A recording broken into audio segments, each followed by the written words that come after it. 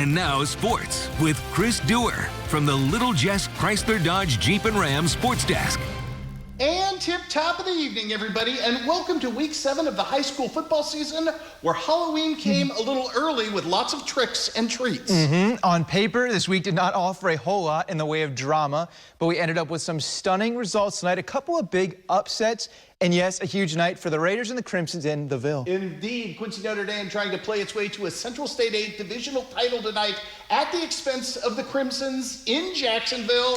Early on in this one, Jacksonville forcing a 3-and-out and then caps off a drive with Lamarion Williams in for the touchdown. It's 7-0 at 5:49 left in the first quarter. But QD takes to the air. Hunter Schuckman dumps it off to Ivan Hoon, and he is clearly much healthier than he was earlier in the season. 71 yards of Ivan Hoon, who had a monster night tonight, and that tied it up at 7, which is the score at the end of the first. The teams would trade turnovers throughout the second quarter before QD will take the lead just before half, and again, it is Ivan, the terrible or the great, depending upon however you want to look at him tonight. If you're a QD fan, he's great. QD leads 14-7 at the half.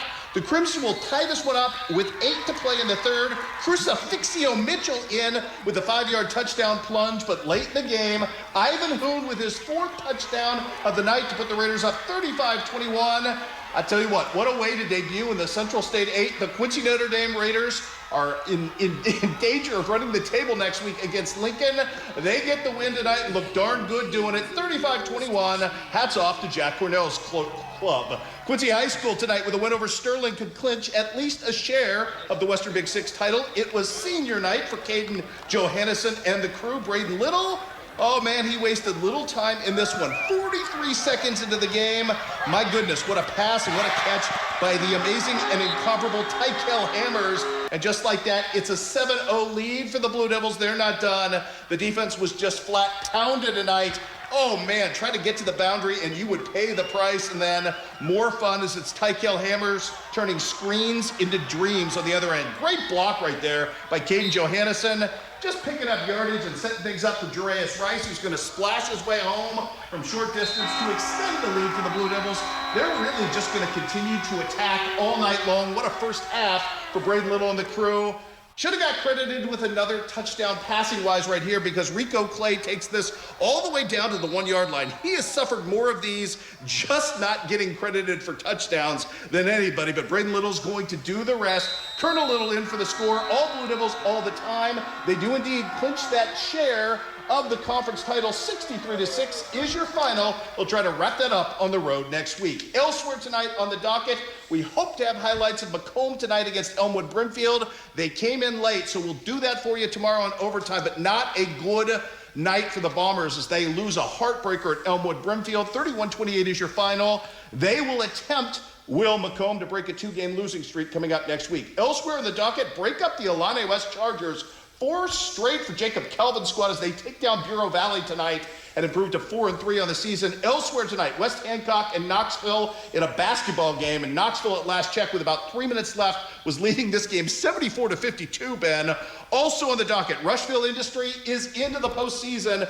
Big win tonight on the road for the Rockets over Rovo Williamsfield. 42-34 your final there. Pittsfield, they're not going to make the playoffs, but they get off the schneid tonight. What a night in this one from Lane Foster as Pittsfield destroys Pleasant Plains 41-14. Let's go to the WIVC. Yeah, this will be a fun one. Plenty of scoring, plenty of points tonight between Brown County and Route Catholic. We're going to start with the Hornets with the ball on the 8-yard line. Tanner Seitz, he does the rest from there. That's a rushing touchdown to put Brown County. They led 20-7 just the second quarter in this one. Then we go very next play. 2-point conversion, and it's a similar result. Seitz again powers his way in. Hornets midway through the second quarter, they led this one by 15, but it took just 3 plays for Route Catholic to answer. On third down, Kellen Crevinson, he finds Jace Loudeman. He is gone. Not only the catch, but the speed to get his way. And all in all, it's a 65-yard touchdown for the Rockets. They would go for 2 as well. But here comes Jack Sefton there to pick it off. He can't run it back, but he does intercept it to keep it a 2-score game,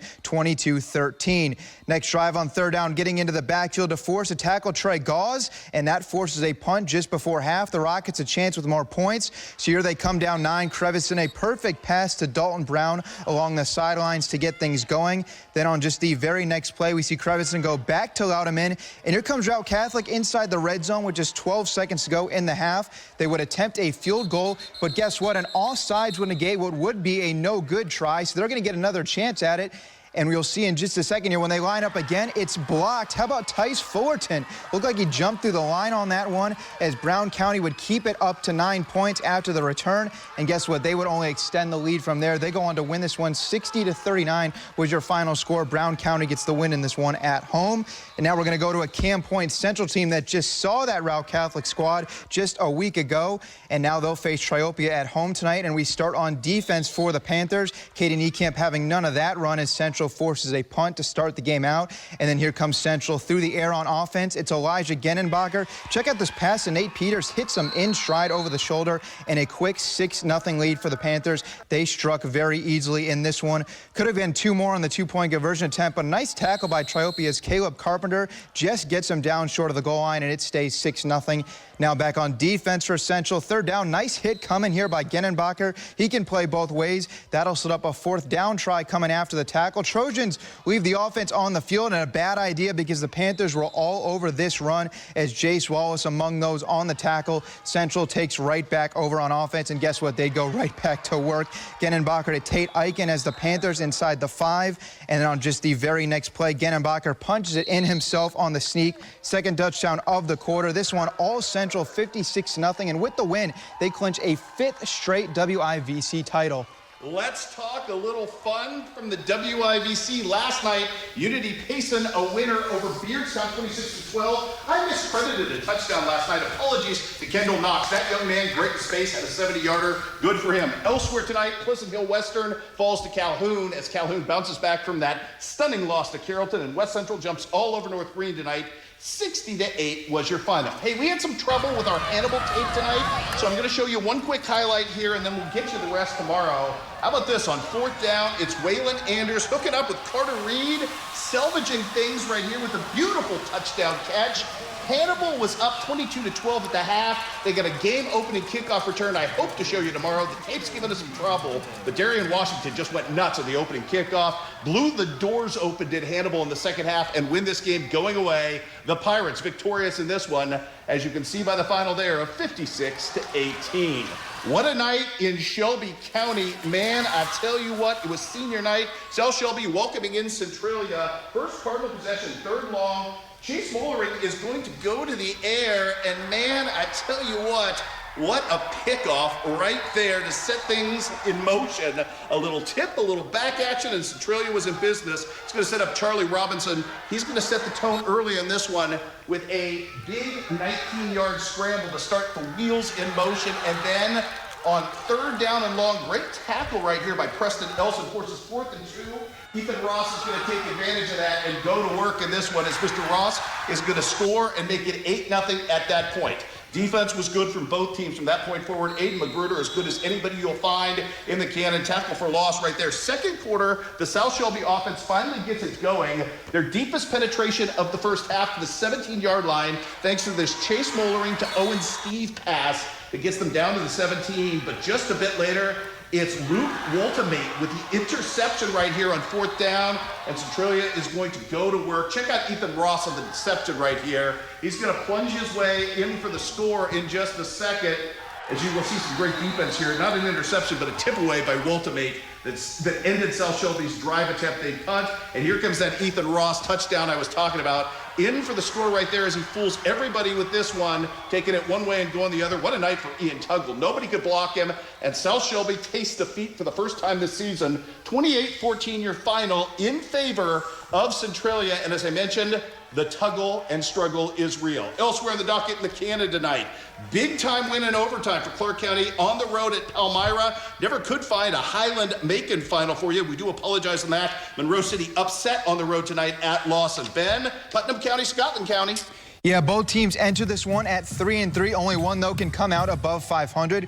We start with Scotland County. They complete the pass, but then we're going to see in just a moment here, it's Bo Triplett going to come up, not only make the tackle, but strip the receiver in the process, and then continues the play as well, taking it all the way back for 6 points. That gives Scotland County the lead 7-0. How about that? Not only the tackle, but the strip as well to get the touchdown, but Putnam County would respond right back. Gideon Jones finds Trevin Ryger, who finds space, and there he goes. Nothing but green grass ahead all the way for the long touchdown to go up 8-7 lead. And then in just a moment after that long touchdown, we'll be back in the red zone, and we're going to see freshman Corbin Campbell Johnson makes his way into the end zone, and that's going to wind up making it a 7-point Putnam County lead. And as we go on from there, Putnam County doubles their win total from a year ago. They go on to take this one 26-14, your final. Elsewhere in Missouri, let's do Montgomery County versus Bowling Green in this one. Bowling Green jumps all over the place tonight. Dane Dunn with 3 interceptions. 70-14 is your final there. Van Farr gets back off the schneid after that loss to BG, winning over Wright City, a place they have not won often. 40-34 your final. At last check, North Callaway was leading Mark Twain and Salisbury hands. Louisiana, the loss tonight. 8-man football in Shelbyville tonight. Knox County has North Shelby on upset alert in the first half. Tied game. The Eagles deep in territory when the freshman Ezra Scoggin finds the hole on the end around to give Knox County the lead back in this one. Again, Eagles threatening major upset at this point. The Raiders march down the field, but check out the big linebacker, Dalton West. He's going to get the pick right here and take it back to the other side of the field, which allows Knox County to try to capitalize as Cooper Clare is going to do Cooper Clare type things. He's going to make a move and take it to the crib in this one to make it a 14-point Eagle lead. I know North Shelby is upset and injury riddled in this one, but they are also on the losing end of a decision to Knox County. Biggest win of the season for the Eagles. 48-34 is your final there. One other 8-man score to pass along to you tonight. We can tell you that Paris was a huge winner tonight over Southwest Livingston, 56-0. Peyton Crane with a punt return for touchdown in that one. Also on the docket tonight in Southeast Iowa, Mount Vernon beats up on Fort Madison 56-7. The lone bright spot for the Hounds, a 95-yard touchdown pass from Marcus Guzman off the tip to Tristan Marshall. Keokuk falls to Mount Pleasant 34-27 is your final there as well. Coming up tomorrow, monster overtime show for you. We've got lots of cross country coming your way, the Quincy High volleyball tournament. Got a lot of really good teams in town with Macomb and Hannibal here. We can't wait to bring you the coverage. We'll see you right here at 10:30 for overtime.